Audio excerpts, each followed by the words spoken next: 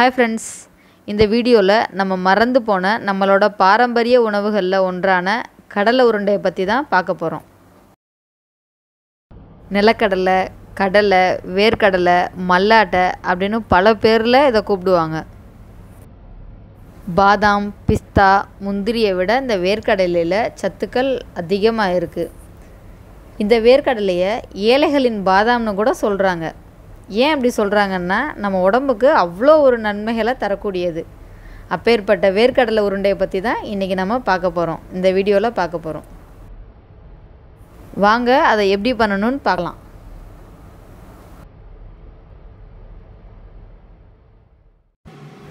நான் இந்த கிளாஸுக்கு 2 கிளாஸ் வேர்க்கடலை எடுத்துக்கிறேன். இந்த வேர்க்கடலையை நான் முன்னாடியே வறுத்து தோலெல்லாம் எடுத்து க்ளீன் பண்ணி வச்சுருக்கேன்.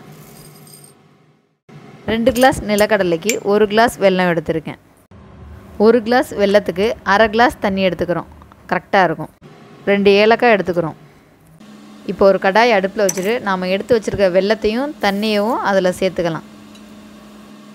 வெல்லம் தண்ணியில் நல்லா கரைஞ்சி கொதிக்கிற வரைக்கும் கொஞ்சம் நம்ம வெயிட் பண்ணலாம். அப்பப்போ கிளறி விட்டுக்கிட்டே இருங்க. வெல்லம் இப்போ தான் கொஞ்சம் கொஞ்சமாக கரைஞ்சி கொதிச்சுக்கிட்டு வருது. இப்போ நம்ம 2 ஏலக்காய் சேர்த்துக்கலாம்.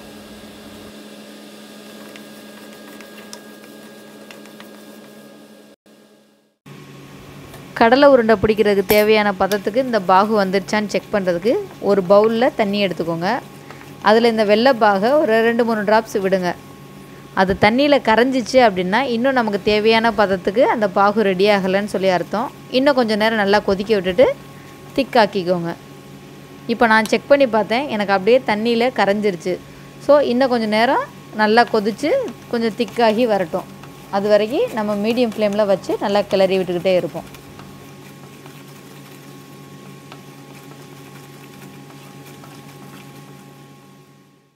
இப்போ இந்த பாகு ரெடி ஆயிடுச்சா நான் சொல்லி பார்க்குறேன். தண்ணியில் விட்டு பார்க்குறேன். எனக்கு வந்து தண்ணியில் கரையலை, நல்லா அதை உருண்டை பிடிக்கிற அளவுக்கு திக்காகி இருக்குது. ஸோ நம்ம செய்கிறதுக்கு தேவையான பதம் வந்துருச்சு. இப்போ எடுத்து வச்சுருக்க நிலக்கடலையே உள்ளே சேர்த்துக்கலாம்.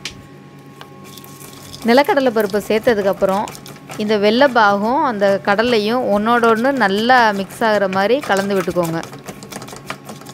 இப்போ ஒன்றோட ஒன்று நல்லா கலந்துருச்சு. நம்ம அடுப்பை ஆஃப் பண்ணிவிட்டு இதை வந்து ஒரு பிளேட்டுக்கு மாற்றிக்கலாம். அதுக்கு முன்னாடி அந்த பிளேட்டில் நெய்யோ அல்லது எண்ணெயோ ஏதோ ஒன்று தடவி வச்சுக்கோங்க. ஏன்னா அப்போ தான் நமக்கு வந்து ரொம்ப ஒட்டாமல் வரும்.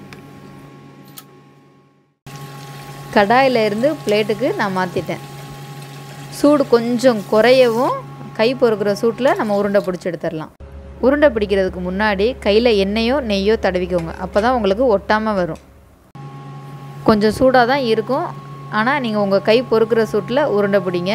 கொஞ்சம் டைம் ஆகிடுச்சுன்னா உங்களுக்கு திக்காகிடும், பிறகு உருண்டை பிடிக்கிறதுக்கு வராது. அதனால் கொஞ்சம் சூடு இருக்கும்போதே நீங்கள் நல்லா உருண்டை பிடிச்சிருங்க. அட்டகாசமாக கடலை உருண்டை ரெடி ஆயிடுச்சு. உங்கள் வீட்டில் இருக்கிற குழந்தைங்கக்கிட்ட சொல்லுங்கள், இது நம்ம பாரம்பரிய உணவுகளில் ஒன்று அப்படின்னு. கடைகளில் போய் சாக்லேட்டு அது இதுன்னு ஹெல்த்தி இல்லாததாக நம்ம வாங்கி கொடுக்குறதுக்கு இந்த மாதிரி ஹெல்த்தியானதை நம்ம வீட்டிலையே செஞ்சு கொடுப்போம்.